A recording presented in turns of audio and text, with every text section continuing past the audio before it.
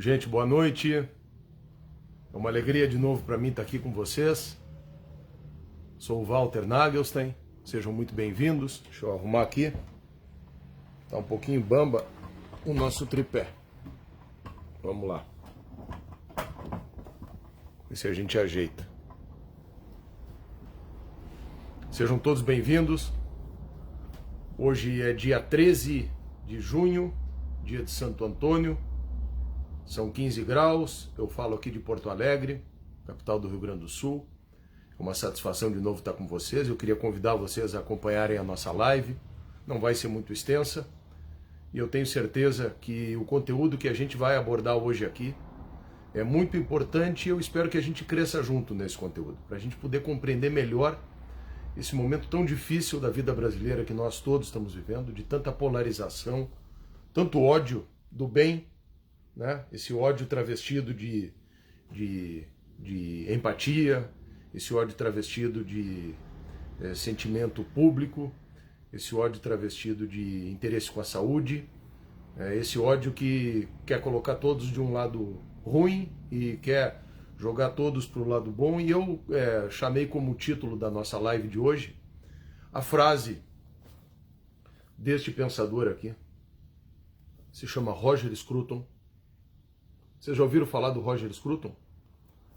Eu tive a felicidade de, há alguns anos, ouvir a respeito dele, comecei a ler, e aí tive uma felicidade maior ainda de que lá pelas tantas ele veio a Porto Alegre, num dos eventos aqui que se chama Fronteiras do Pensamento, e eu pude conhecê-lo, e aí ainda ganhei um autógrafo no livro dele. Ele fala a respeito do conservadorismo.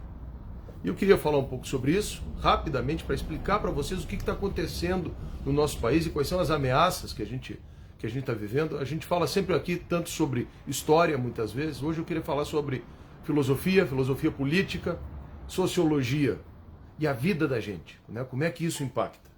E o título da minha palestra é exatamente esse que eu coloquei aí, que as coisas admiráveis são facilmente destruídas, mas não são facilmente criadas. Essa é uma das máximas da obra do Roger Scruton. Ele diz o seguinte: o conservadorismo advém de um sentimento que toda pessoa madura compartilha com facilidade. A consciência de que as coisas admiráveis são facilmente destruídas, mas não são facilmente criadas. Isso é verdade, sobretudo em relação às coisas que nos chegam como bens coletivos. Pois a gente vive aí um Brasil dividido, né? Esquerda, direita, conservadorismo, liberalismo, os liberais atacando os conservadores, desembarcando do barco do governo, o governo permanentemente sob ataque, muitas conquistas acontecendo e ao mesmo tempo a grande mídia não tendo a boa vontade de falar a respeito dessas conquistas, buscando sempre o lado mais negativo, sempre essa destruição. E isso atende um propósito, isso atende uma finalidade, isso atende a um objetivo, e é isso que eu vou esclarecer hoje com vocês aqui, para a gente entender como é que funciona.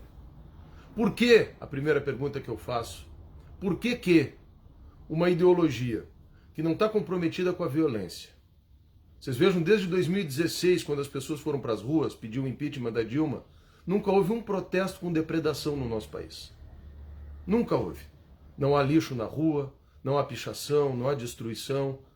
Foram as famílias para as ruas. Por que, portanto, uma ideologia que não está comprometida com a violência? Uma ideologia que defende a liberdade do indivíduo. Uma ideologia que defende o respeito ao direito das pessoas.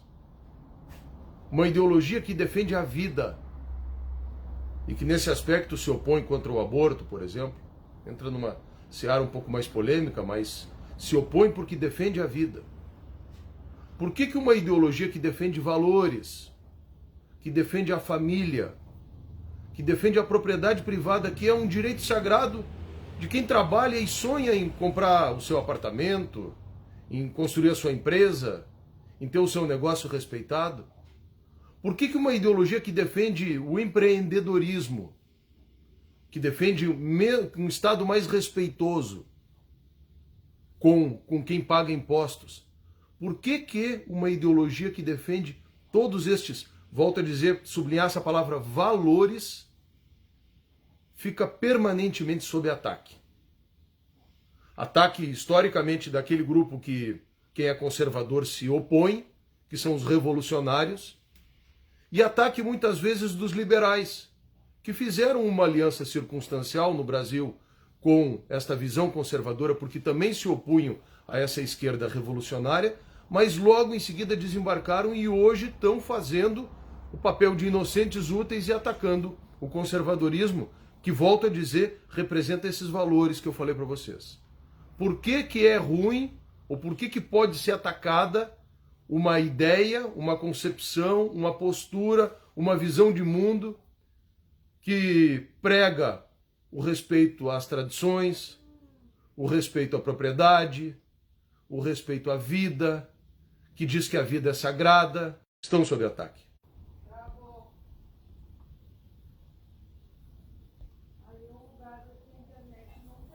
Travou a nossa live. Felizmente voltou. Desculpem. Acho que a nossa live está sob ataque também. Mas eu dizia o seguinte, por que esses valores, a defesa da vida, a defesa da liberdade, a defesa do trabalho, a defesa do esforço, a defesa do mérito, por que todos esses valores estão sob ataque? E eu explico rapidamente. O conservadorismo se opõe às ideias revolucionárias. A ideia revolucionária parte do seguinte pressuposto, de que a nossa sociedade é injusta, é opressora. Essa visão, seja de uma esquerda marxista ou de algumas outras vertentes da esquerda, é a visão que preside o pensamento revolucionário. A sociedade é opressora, a sociedade portanto, é moralmente uma sociedade degradada, que ela escraviza ou oprime mulheres, minorias, negros, gays, lésbicas. Essa tem sido, mais recentemente, a ideia que vem sendo trazida, embalada dentro de uma visão libertária, vamos dizer assim, de uma esquerda identitária. Estou falando palavras complicadas aqui, mas é isso. E essa visão diz o seguinte, olha, essa realidade de uma sociedade, de um pacto, de uma sociedade machista, patriarcal, capitalista, opressora, essa sociedade a gente precisa reinventar ela. A gente precisa criar uma nova ordem, uma nova sociedade. Porque esta que a gente combate não presta. Então essa é a visão que quer, na verdade, como pano de fundo, corroer ou destruir os valores sobre os quais se assenta o edifício da civilização judaico-cristã, que é a civilização que a gente vive.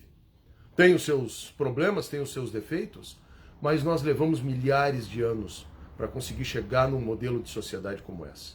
Aliás, o século XX foi o grande laboratório da experimentação disso.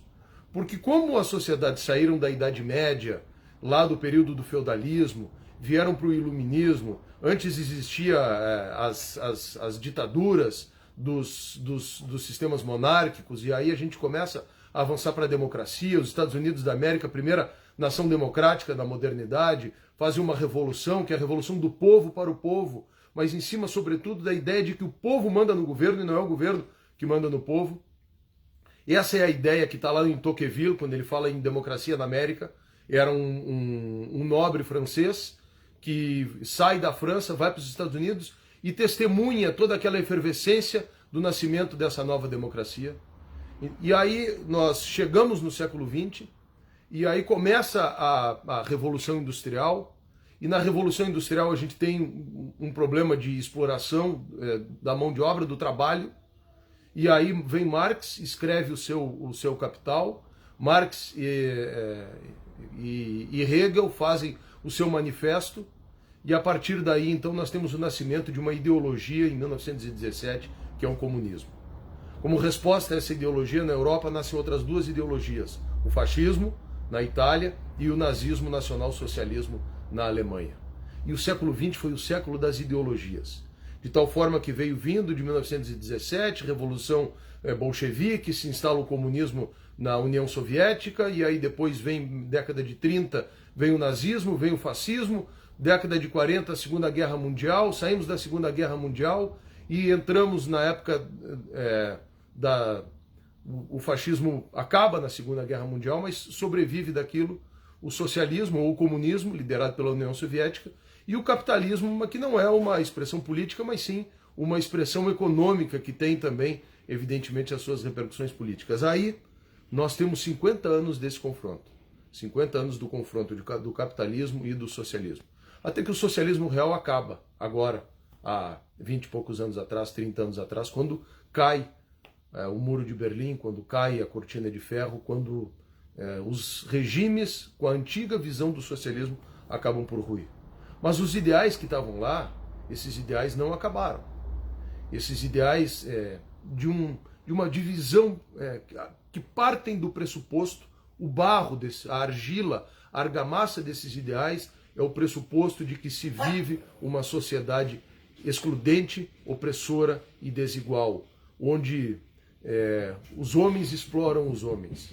Sejam os homens explorando as mulheres, seja o capitalista explorando o trabalhador, sempre essa ideia do conflito que é o que preside a questão das ideias marxistas, né, que estão à esquerda, portanto, as ideias revolucionárias. Essas ideias revolucionárias se opõem, como eu estou dizendo para vocês, às ideias do conservadorismo. As ideias revolucionárias, elas querem destruir, acabar com o edifício sobre o qual a sociedade está construída, porque consideram moralmente a base desse edifício uma base injusta e querem construir uma nova ordem. Daí que vem a expressão nova ordem mundial, que às vezes a gente tem ouvido falar a respeito disso. É o desejo de, em destruindo os alicerces sobre os quais se construiu uma sociedade na visão deles, opressora, machista, misógina, injusta, se construa uma nova ordem mundial, uma nova sociedade. Quando o socialismo real acaba, na década de 80, porque economicamente ele ruiu, ele faliu, acabou a ideia da estatização dos meios de produção. O que é isso? Que tudo seria estatal. Mas quando acabou a ideia da estatização dos meios de produção, não acabou junto com isso a ideia que tinha por trás, porque a estatização dos meios de produção era só um meio, com o perdão da redundância, uma forma de chegar na construção da sociedade mais igualitária, que é o que esta esquerda queria. Uma sociedade onde todos fossem iguais. Na verdade, isso é uma utopia, né? Porque todos nós somos diferentes. É óbvio que a gente tem que trabalhar para que a sociedade seja mais justa, mas não se pode, e esse foi o grande erro do socialismo, pela força, suprimir a diferença que é natural nas pessoas. Cada ser humano é um universo nele mesmo, com as suas idiosincrasias, desculpem a palavra complicada, com seus defeitos, com as suas qualidades, com o seu caráter, com o seu gênio, com as suas virtudes, enfim, cada ser humano é um universo nele próprio. Então não se pode querer acabar com isso pela força. Não se pode querer pela força estabelecer um estado de igualdade entre todas as pessoas. E aí veio a ideia da estatização dos meios de produção. O que era isso? Tudo era do Estado. As empresas eram do Estado, as indústrias eram do Estado, e o Estado se encarregaria de fazer a distribuição igual para todo mundo das riquezas que fossem geradas pelas pessoas. Esse sistema não deu certo. Esse sistema levou à opressão, porque acima dele tinha que ter uma estrutura, uma superestrutura, como diria o Marx, que controlava tudo isso. Qual era a superestrutura? O Estado. E nesse Estado o que era? A burocracia. Os agentes políticos do Partido Comunista dominavam essa estrutura e as pessoas tinham que trabalhar, e toda a sua riqueza, toda a sua produção era destinada para o Estado, e o Estado, por sua vez, se encarregava de fazer essa distribuição. Isso não deu certo. Aliás, continua sendo tentado em Cuba. Vocês vejam o Estado que Cuba, o que Cuba se transformou, né? É uma ilha, né, infelizmente, do ponto de vista da natureza maravilhosa, mas caindo aos pedaços, em ruínas. Mas o pessoal continua embalando esse sonho dessa igualdade. O socialismo só, como disse Winston Churchill, consegue ter a capacidade de distribuir de forma igualitária a miséria. Esse é o grande pecado do socialismo. Bom, mas esse modelo, então, não deu certo, acabou, mas aquelas ideias continuaram. Essas ideias de que existe uma sociedade injusta e que essa sociedade tem que ser reconstruída. Aí, em 1960, 1963, nós tivemos na França um grande movimento provocado pela juventude, a partir das universidades, e esse movimento acabou embalando uma nova corrente dentro desta visão que está à esquerda. Essa corrente que nasceu de certa forma, tem de certa forma, a mesma essência daquela anterior no que diz respeito a esse ideal ou essa ideia de que a sociedade é uma sociedade opressora e de que as pessoas são vítimas de um pacto, entre aspas, social para oprimir as pessoas. Esse pacto é feito ou pelo grande capital, ou pelos grandes interesses, ou por uma sociedade machista, patriarcal, dominadora, misógina, excludente. Então, tudo isso está dentro de uma vertente, de uma corrente política hoje, que quer construir isso que se compreende como a nova ordem mundial. Nessa sociedade. É verdade que tanto no passado quanto agora no presente, há algo de bastante justo no seio dessas ideias. Embora a forma como elas acabem se estabelecendo não são corretas, porque, mais uma vez, elas tendem a nos levar, como aconteceu no século XX, para uma ditadura. A ditadura, nesse momento, hoje, é a ditadura do politicamente correto. O que eu dizia que tem de justo nelas? Essa ideia de um mundo mais justo. A ideia de um mundo mais justo. Só que isso é o que se chama de aporia socialista. É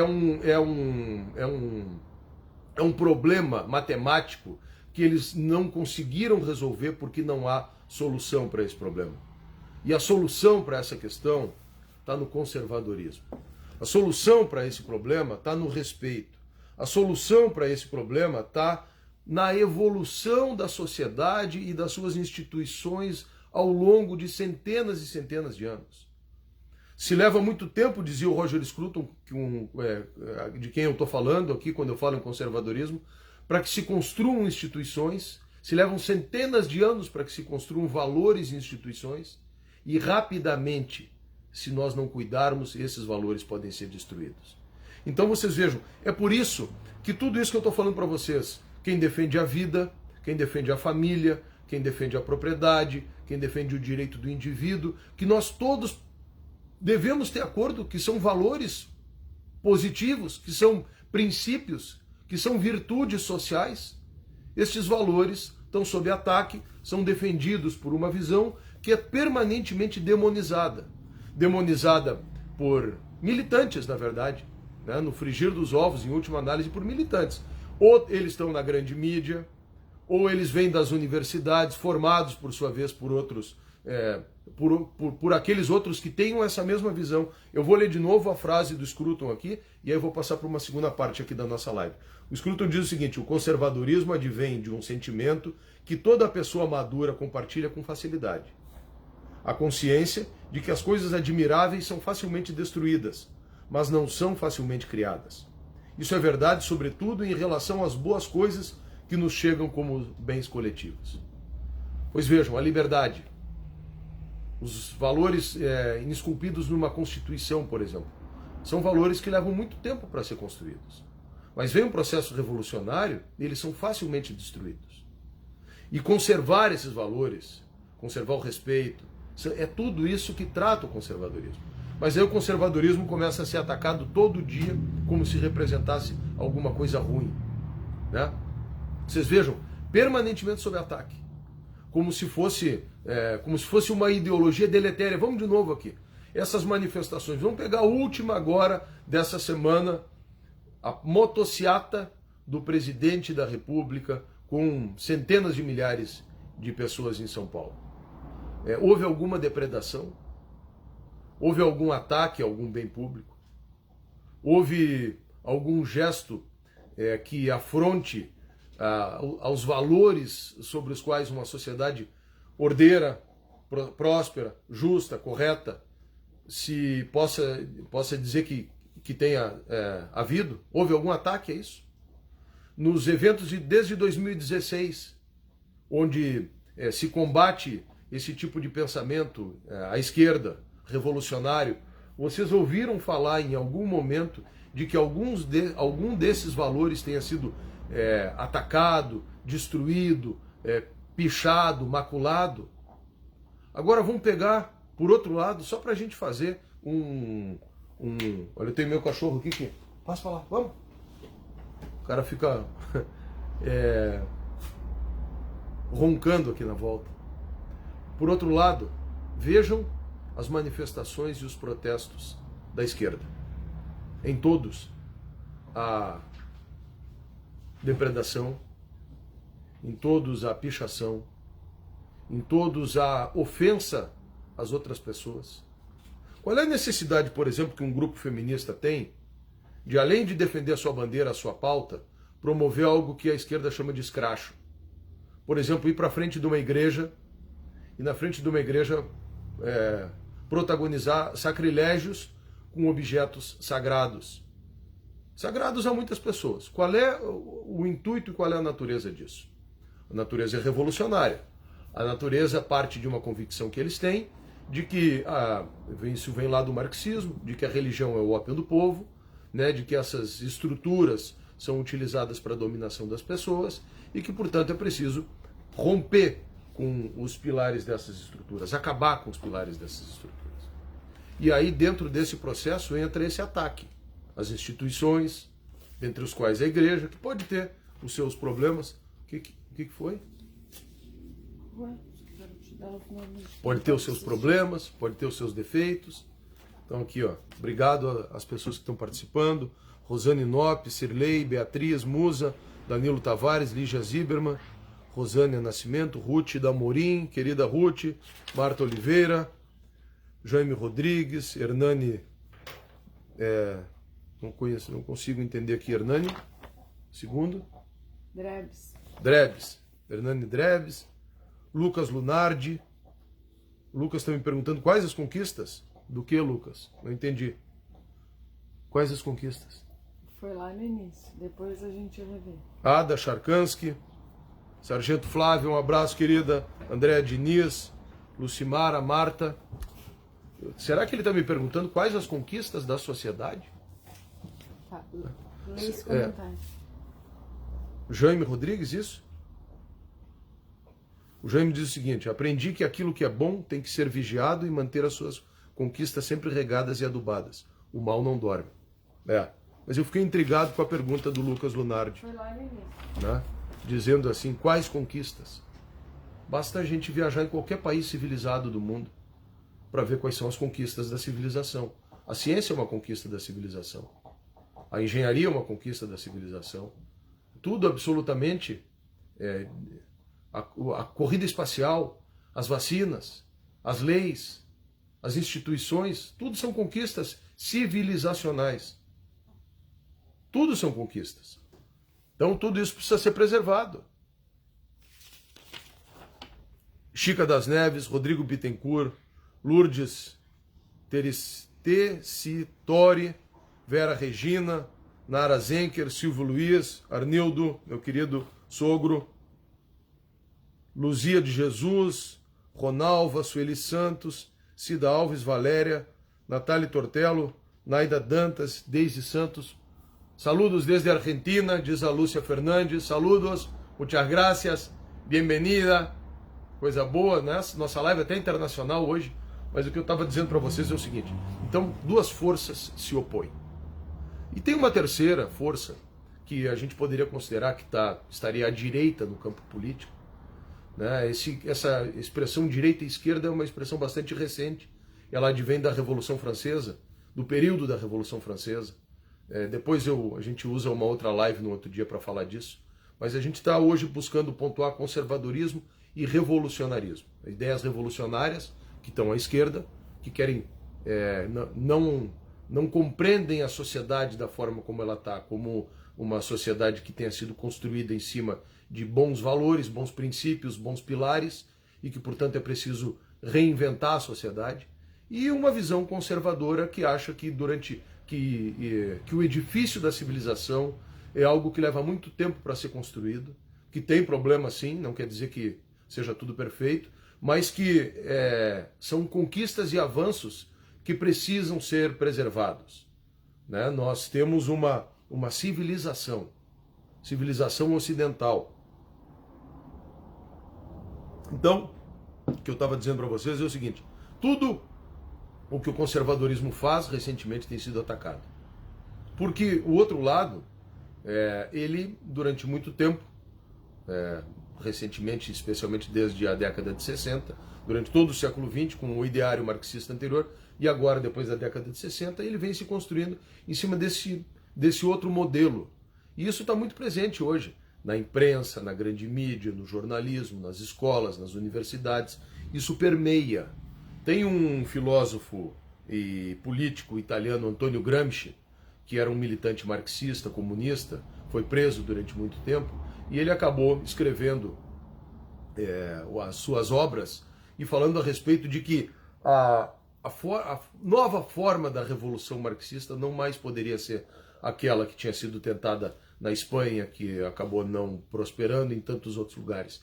Ela deveria ser uma revolução cultural, de tal forma silenciosa que os valores, que os princípios, que os propósitos fossem sendo incutidos de forma subliminar e permanente, sem pausa, sem trégua, mas sendo colocados de tal forma que quando a revolução de fato ocorresse, essa revolução ia ser natural, as pessoas não iam nem se aperceber.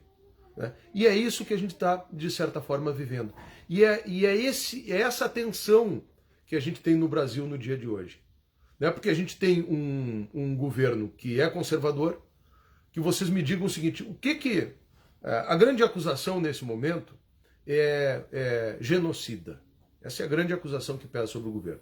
Isso é uma estratégia política. Tem um cara que se chama Saul Alinsky, ele é o pai da esquerda identitária, ele é um pensador americano, viveu na década de 60, até há pouco, né? Na verdade, ele morreu, acho que foi nos anos 90. Ele escreveu um livro que se chamou Rules for Radicals. Regras para radicais. Vocês podem procurar aí no Google.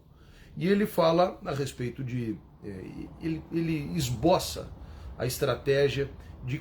Ele era um cara que vivia como um líder sindical nos Estados Unidos, especialmente nos setores, nas unions, que eram sindicatos da área do transporte. Ele viveu na Califórnia, né, e com esse pensamento marxista. E, na verdade, o que a gente olha para os Estados Unidos é o seguinte, mas não existe comunismo nos Estados Unidos. Em grande parte isso era verdade.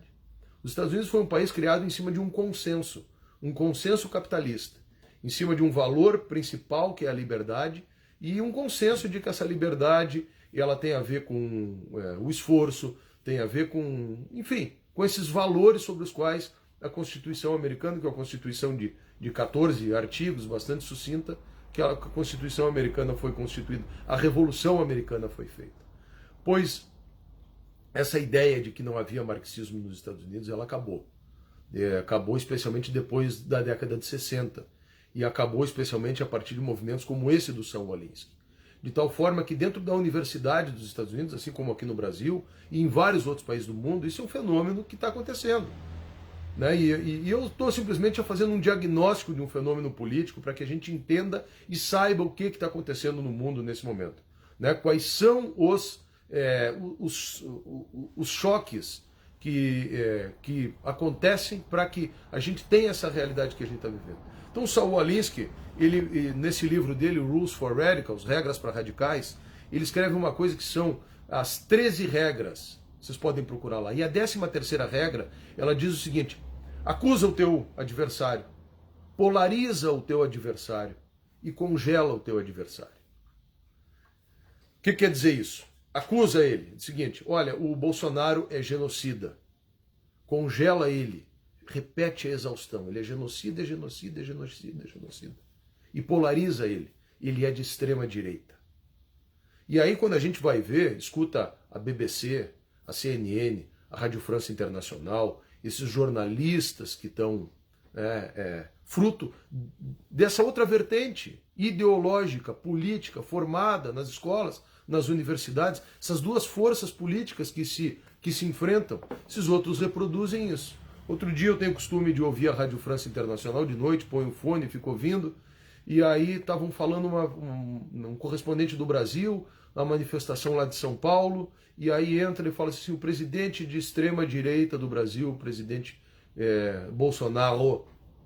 Bom, tudo bem, então vamos fazer o seguinte, me digam vocês aqui, quais as ideias de extrema... Eu queria que vocês me ajudassem, até escrevendo aqui para mim, para a gente poder fazer esse bate-papo com relação a isso. Quais as ideias de extrema-direita? O que é uma ideia de extrema-direita? Eunice, enquanto vocês me respondem aqui, vamos ver aqui. Ó. Uma pena é complicado para nós que temos uma certa idade, tivemos uma educação diferente. Tem que conviver com um povo que transformaram o errado em certo e o certo sem valor. É verdade. É parte dessa desconstrução, Eunice, de valores que eu estou falando, que a gente sabe, que a gente sente. Você sabe que meu pai, que Deus o tenha, né, de tão querida memória pra gente, que infelizmente nos deixou assim cedo, ele estudou. Esses dias eu estava com um querido amigo, o Dr. Amadeu Weimer, falando sobre isso, no clássico e no científico, como a educação era diferente. Meu pai era um cara que sem ter viajado para o exterior, dominava o latim, ele tinha feito o clássico, né? Tinha clássico e científico, que no segundo grau a pessoa optava, ele dominava o latim, o francês e o inglês, tinha aprendido no colégio dos padres, lá em Bagé. Então, como a educação, como nós perdemos a educação, conteúdo, substrato da educação. As ideias comunistas sequestram os jovens que, por não conhecerem a história, entram de olhos fechados, servindo de replicadores desse mal. Temos que libertá-los, trazendo esses princípios, valores com força e coragem. Há quem possa resgatar, outros não. Marta, deixa eu te dizer o seguinte com relação a isso. Eu fui fazer um debate no ano passado no Colégio Anchieta, que a minha filha estava estudando. Não é Maria Aparecida. Maria Aparecida. Sim, mas é outra pessoa, que eu já li o nome dela. Eu fui fazer um debate aqui no Colégio Anchieta. A gurizada era praticamente 90% de esquerda. Colégio que a mensalidade custa 3 mil reais. Colégio de classe média alta. E a gurizada toda de esquerda. Por quê? Porque essa guerra cultural se incutiu na cabeça das pessoas que ser de esquerda, na verdade, é defender essas minorias. É caminhar para além de uma sociedade machista, misógina, opressora e excludente. Quando, na verdade, isso é uma narrativa. Isso é uma narrativa. É uma sociedade que tem problemas, sim, mas não há outro caminho senão numa sociedade que preserve as instituições, que preserve a liberdade e que preserve o respeito entre as pessoas. Todo aquele que, sob o argumento de querer distribuir a riqueza dos outros, ou querer suprimir a liberdade dos outros em nome de uma pretensa liberdade ou de uma pretensa justiça, na verdade está querendo reduzir as pessoas à condição de escravos.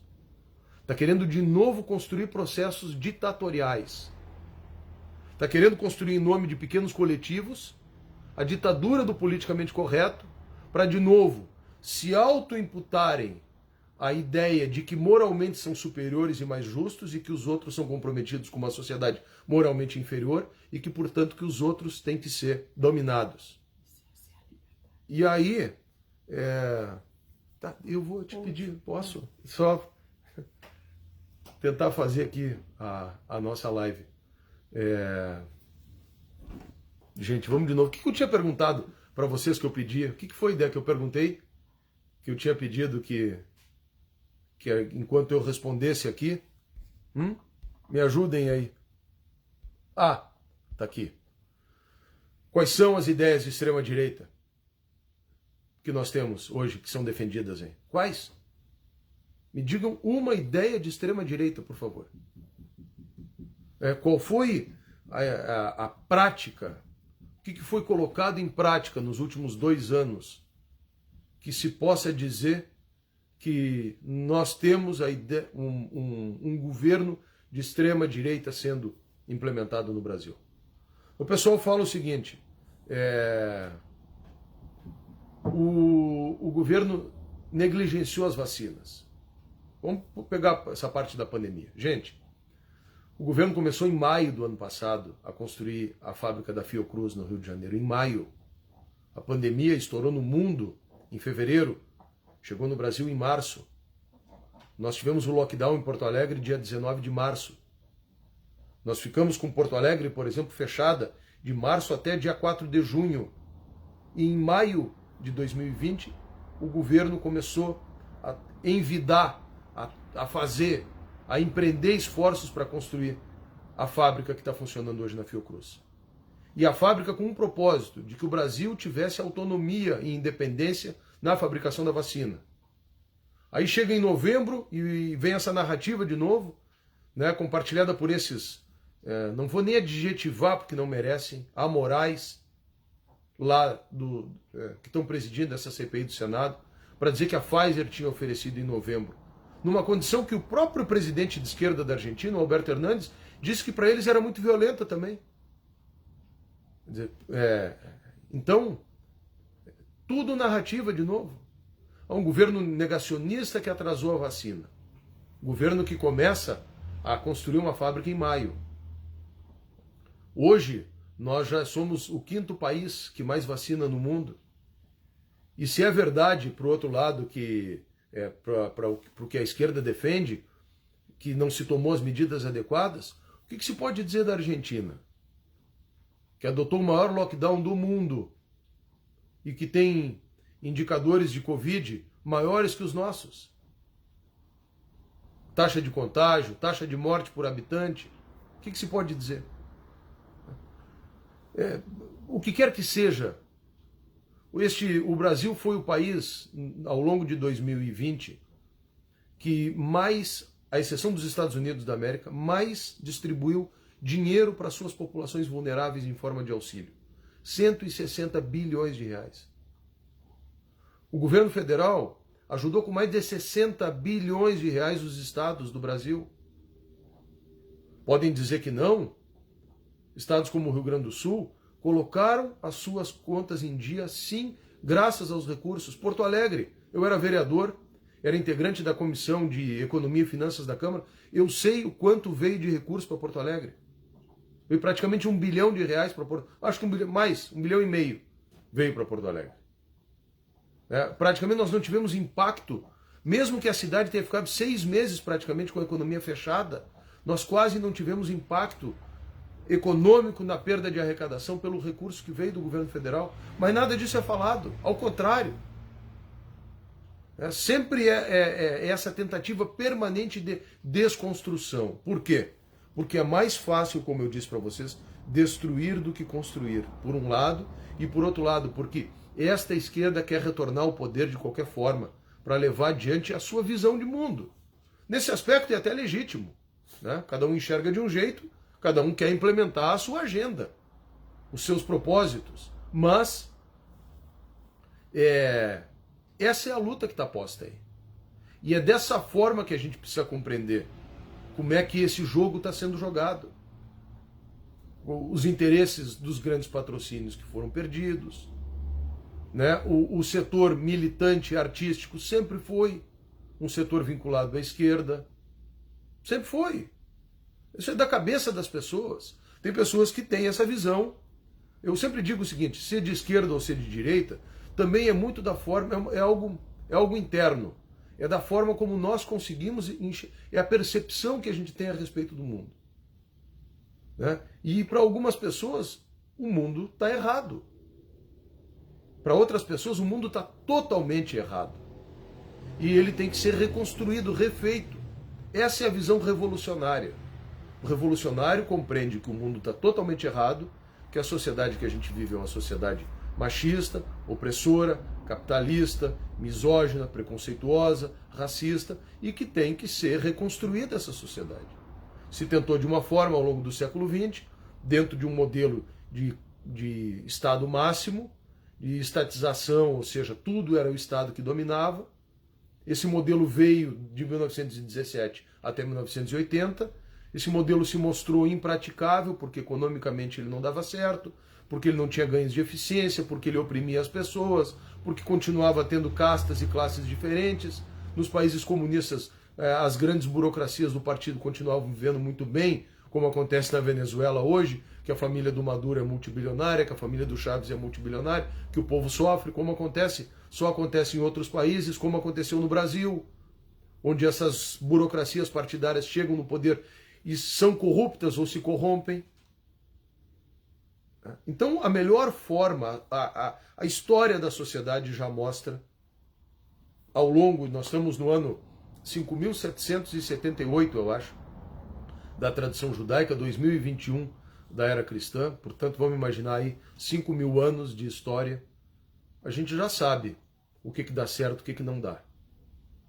Que liberdade, respeito à vida, respeito ao direito do outro, são valores, princípios que precisam ser preservados. Se nós colocarmos esses princípios assim, como se a gente colocar esses princípios como pilar, como Winston... Bom, desculpem. interrompeu aqui, mas eu falava o seguinte: Winston Churchill foi o primeiro-ministro da Inglaterra, foi um dos homens mais importantes da história da humanidade. Graças a ele, o nazismo e o fascismo não prosperaram. Graças a ele, a Europa não se transformou toda num continente comunista. Stalin, no final da Segunda Guerra Mundial, queria ter continuado avançando, dominou a Polônia, dominou todo o leste europeu, tudo virou, né, ditadura comunista. E graças a Churchill e aos Estados Unidos, que a gente não teve isso para o resto ali, e o Churchill avisava que havia um primeiro-ministro, Neville Chamberlain, que era muito simpático aos nazistas e que o Hitler era um grande perigo. E as pessoas não ouviam, até o ponto que de fato o Hitler vai e domina a Áustria, invade a Áustria, depois invade os países lá do leste europeu, depois vem e invade a Polônia. Quando acontece isso, aí cai o gabinete do Neville Chamberlain e o Churchill finalmente ascende ao cargo de primeiro-ministro e lidera a Inglaterra na resistência heróica no primeiro momento, né, por 39, 40, 41, 42, até o momento que os Estados Unidos entram na guerra. A Inglaterra quase que se rendeu, quase que perdeu, né, e o Churchill era um primeiro-ministro conservador. E na Inglaterra também tem essas três vertentes: o conservadorismo, o liberalismo e os trabalhistas. A esquerda marxista é muito pequena na Inglaterra, nunca teve expressão, mas o trabalhismo lá representa essa esquerda. E aí o Churchill, depois de ter liderado a Inglaterra para ela vencer a Segunda Guerra Mundial e ter saído dali como o grande herói daquele processo, perdeu a eleição. É uma das coisas que todo mundo que estuda história política, tem dificuldade de entender. Em grande parte daquilo foi porque os liberais foram inocentes úteis e acabaram favorecendo o Partido Trabalhista Inglês e a esquerda inglesa na derrota do Churchill. O que os meus amigos do Partido Novo, o pessoal do MBL, que se elegeram levantando as bandeiras de um novo momento na história do Brasil, que é tão difícil de se estabelecer, porque isso está tudo entranhado dentro das instituições públicas do Brasil. E vocês imaginem o seguinte: eram ONGs, eram sindicatos, eram universidades, escolas, a partir dos sindicatos para dentro das instituições, empresas públicas, estatais, tudo tomado por esse pessoal que faz militância política, sindical, com lado político. Quer dizer, como é que tu vai em 2 anos desentranhar isso, né? de dentro de algo que levou 30, 40 anos, 50 anos se enraizando lá dentro? Né? Como é que tu, dentro da imprensa, o Nelson Rodrigues tem uma crônica fantástica, vocês podem procurar e dou mais uma dica também, escrevam aí no Google, né? Ele fala da estagiária do calcanhar sujo. Vejam o que é lá essa crônica dele. Botem ali, Nelson Rodrigues, a estagiária do calcanhar sujo. Depois que desligar aqui eu recomendo essa leitura para vocês. Porque isso fala que há muito tempo tem essa disputa, essa guerra intestina, interna, por dentro de absolutamente tudo. Então, o Churchill perdeu aquela eleição. E hoje eu tenho dito para alguns amigos, jornalistas liberais, que estão indo para a rádio atacando permanentemente o Bolsonaro, dizendo assim: mas não é o presidente que eu quero, não é... Assim, é um esforço permanente de querer ridicularizar a gente, né? De querer nos desconstituir, nos desconstruir, desconstruir a palavra, né? Desvalorizar, desmerecer, satirizar. Todo mundo que segue o Bolsonaro é gado. O Bolsonaro não é o cara que tem a sofisticação que eu gostaria, né, de ser o presidente, dizem essas pessoas, né? Os sofisticados liberais. Não tem essa finesse, essa sofisticação, gente, importa para mim o seguinte: o governo está indo bem, não tem corrupção. Mas tem a história dos milicianos. De novo, narrativa. Pouco ali saiu o cara chegou a comparar aí, um amigo meu, Alexandre Aguiar. O Alexandre foi meu contemporâneo lá na PUC, tem um Twitter aí. Agora, lá na época da guerra do Iraque, se notabilizou porque ficava a noite inteira fazendo rádio escuta, entrava no programa do Jaime Copstein, querido amigo de saudosa memória, ou no do Macedo de manhã, ficava falando da guerra do Iraque. Agora o Alexandre, nesse último ano, se notabilizou pela sua insana oposição ao Bolsonaro e esse negócio da vacina, do genocida, é tudo que ele fala. E hoje veio comparar o Brasil, essa manifestação de São Paulo agora das motocicletas, com uma foto da Venezuela. Eu disse para ele, mas tu está comparando uma democracia que é o Brasil, onde as pessoas foram para a rua, para a motociata, com o presidente porque quiseram e ninguém pagou, com um regime ditatorial da Venezuela, onde foram criadas milícias para exterminar na rua, milícias instrumentalizadas para o governo, e aí salta um de lá e diz assim, mas esse governo também tem milícias, o presidente também é miliciano. Tá bem, aonde, gente? Para além da retórica de discurso, né, de centro acadêmico, de reunião do PSOL, do PT, cadê um presidente que há 2 anos sofre permanentemente uma barricada de fogo, a prova material de que ele tem um comprometimento, ou que ele aparelha, ou que ele instrumentaliza milícias? Milícia, a única que eu conheço aqui era o MST. Matou um brigadiano aqui no centro de Porto Alegre. Né? Invadia as fazendas, as propriedades, destruía tudo, matava o gado, botava abaixo as plantações, aterrorizava as pessoas. Isso é milícia.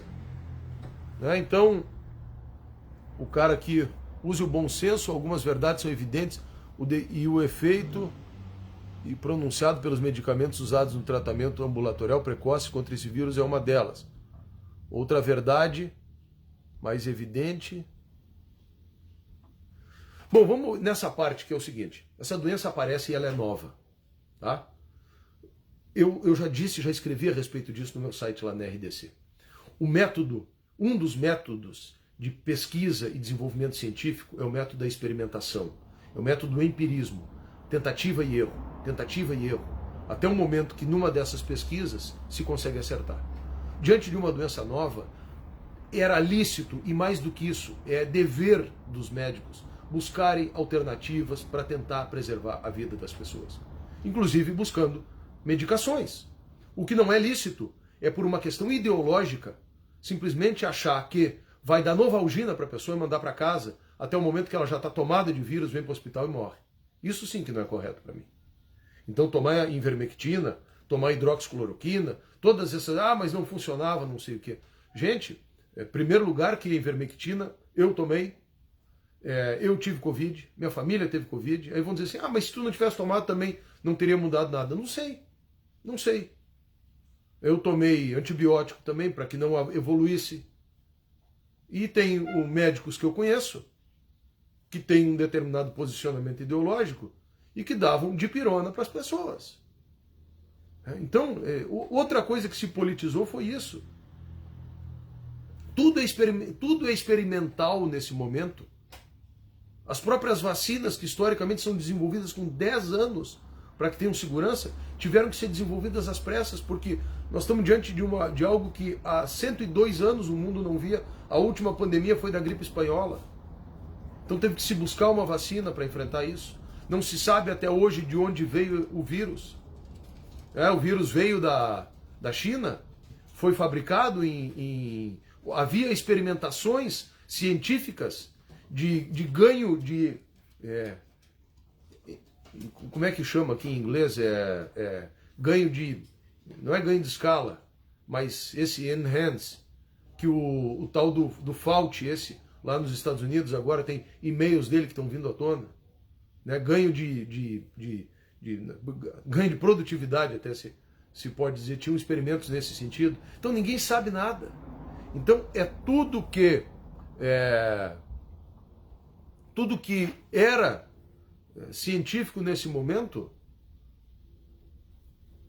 ou não, tinha que ser lançado mão para se enfrentar uma doença nova. Então, de novo, também isso é narrativa. E tudo se presta à polarização, tudo se presta a discurso político e tudo se presta à desconstrução do adversário com um propósito no final das contas. Qual é o propósito de tudo isso? Ganhar poder, voltar ao poder e aplicar a sua agenda. E aí volto ao ponto que eu estava falando. E os liberais estão trabalhando para isso hoje a serviço da esquerda. pessoal do Partido Novo tendo se declarado oposição, o pessoal do MBL, outros tantos que se elegeram. Qual é a razão desse cara do Alexandre Frota, ator lá, faz da vida dele o que ele quiser, né? Mas da outra lá, daquela Janaína, do Cajuru, de tantos outros que se elegeram nessa esteira terem virado o coxo. Qual a razão? Qual a razão do MBL aqui, que teve votos da direita no Rio Grande do Sul, ter virado o coxo? Insatisfeitos por quê? Não receberam alguma coisa que queriam? Qual é o sentido dessa oposição? O presidente não foi bem no combate à pandemia. Gente, tem um culpado nessa história toda, se chama vírus. 480 mil mortos pelo vírus. Mas o Brasil não enfrentou corretamente, o presidente não valorizou o isolamento social. Vem cá, eu trabalho, hoje é domingo, eu tive de tarde em 2 comunidades pobres aqui de Porto Alegre. Quem for olhar o meu history vai ver. Vocês têm que conhecer essas comunidades, para além de fazer discurso universitário, né, de militante político, para ver que o tal do isolamento em países como o nosso, é algo absolutamente impossível. As pessoas trabalham de dia para comer de noite, é da mão para a boca. Então é fácil falar, fica em casa. Quem tem uns, inclusive, fica em casa VIP, né, com processo eletrônico, salário de 50 mil reais por mês. Aí é fácil falar, fica em casa. Agora, a grande maioria do brasileiro mora em subhabitação, tem que usar o transporte coletivo e tem que trabalhar de dia para comer de noite. Então, é muito fácil falar tudo isso, dizer essas coisas, fazer essas acusações. Agora, para além de tudo isso, é o seguinte, nós não temos tido corrupção, as manifestações dos movimentos conservadores no Brasil não têm depredação, e esses movimentos conservadores defendem valores, princípios. É isso que a gente está tratando. E é por isso que este governo está tão sob ataque. E é por isso que as pessoas precisam se reposicionar.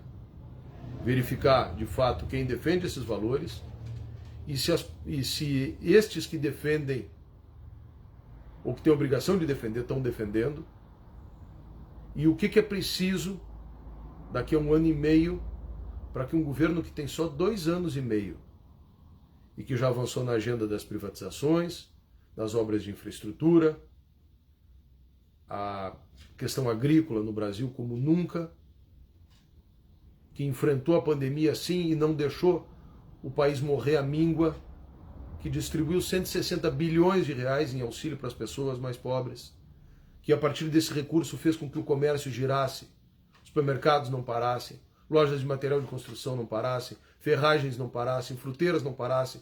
Vejam os setores que tiveram que parar, como o setor de eventos, para vocês verem o que é a tragédia desse setor.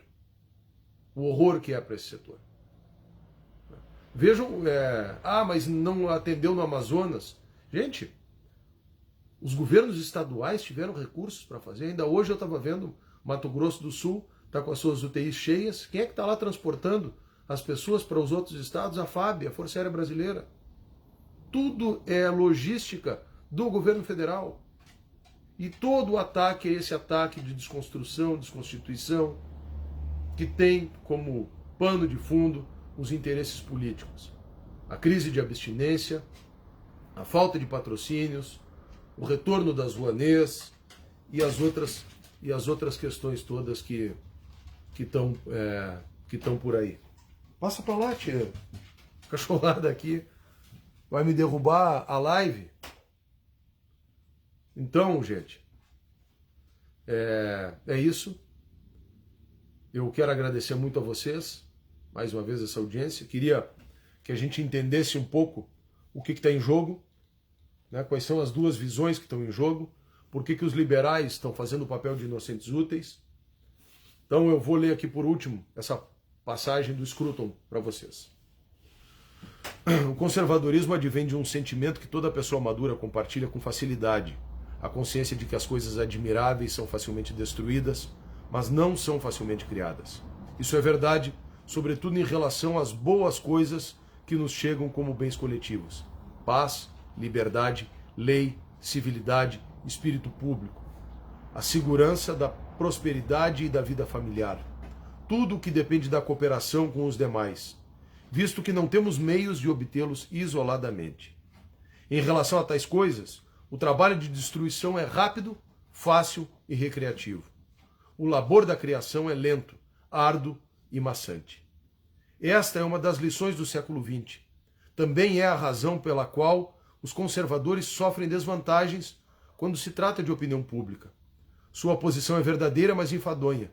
E os seus oponentes é excitante, mas é falsa. Os nossos oponentes vendem uma mentira, vendem uma miragem, vendem uma ilusão e se auto-apresentam como defensores da justiça, da verdade, dos excluídos, dos mais necessitados, quando na verdade nunca entregaram nem nunca vão entregar. O que eles têm é um convite para o inferno.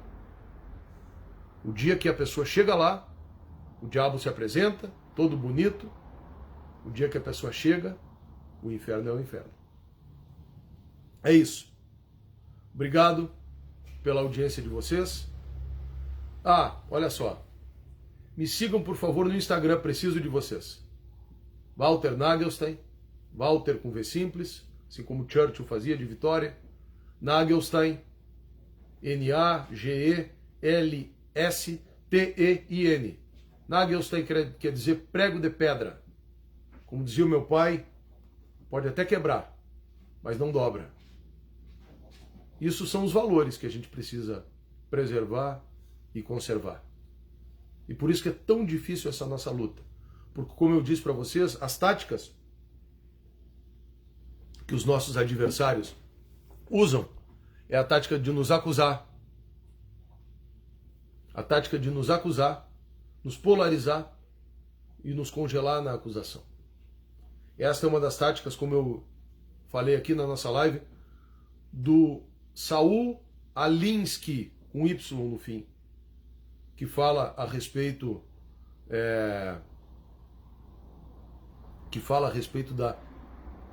das regras para radicais dentro dessa política identitária. Obrigado, gente, por tudo. Uma boa noite, bom final de domingo, um descanso reparador para todo mundo. Fiquem com Deus, tenham uma boa semana e vamos perseverar nos valores que são mais importantes para a construção de qualquer sociedade. Minha mãe quer que eu fale de uma jornalista aqui, que hoje não vou falar. Que eu acho só triste que a nossa principal empresa de comunicação aqui do Rio Grande do Sul, a principal empresa de comunicação do Rio Grande do Sul, afiliada da Rede Globo, que tem jornalistas que eu prezo tanto, que eu admiro tanto, eu até vou nominar, a Carla Fachin, uma amiga que eu tenho admiração, o Pedro Ernesto é um amigo que eu tenho admiração, o Escola é um jornalista que eu acho sério, Paulo Egídio é um menino que trabalhou comigo, está começando lá, e eu acho que tem um grande futuro, e alguns outros, que estou buscando lembrar aqui, mas tem alguns que estão nessa onda também, sabe, a onda lá da Globo, do André Trigueiro, esse e desses outros, que é complicado, gente. Né? E estão nessa do Alinsky, acusar o outro, criar alguma coisa, colar um rótulo, mas a gente está vendo. Graças a Deus, hoje em dia a gente tem redes sociais e as pessoas têm condição de formar as suas ideias e não mais ser manipuladas. Porque é que nem a CNN estava fazendo agora, ontem, na passeata do presidente lá, mostrando um pouquinho de moto só. E eu digo o seguinte, é sagrada a liberdade de imprensa, eu não tenho dúvida disso. Mas pelo menos usem a liberdade de imprensa para não manipular a informação, nos deem a informação correta. Esse é um direito que nós temos. Né? Esse é um direito que deveria ensinar no primeiro semestre da faculdade de jornalismo. É que muitas vezes a gente não tem o jornalista clássico. A gente tem um militante travestido de jornalista. E aí é brabo. O dia que a política sai da política e entra nos tribunais, acabou a justiça. O dia que a política sai da política e entra no jornalismo, e o jornalista se transforma em um militante dentro dessa visão de que ele tem uma missão social de transformação da sociedade, uma visão marxista dessa transformação, de uma sociedade injusta, e que ele é um agente dessa transformação, portanto é uma visão revolucionária, a gente está ferrado. Porque aí ele joga a lente dele para dentro da matéria que ele está construindo, a visão dele. E ele começa então a distorcer a informação, né? Porque ele introjeta ela e depois ele coloca no papel ou coloca no comentário. E ele está distorcendo. Quem é político prega ideias. As pessoas podem escolher, olha, eu quero aquela, eu não gosto daquela outra. Agora, o juiz, o promotor, o jornalista, esses não deveriam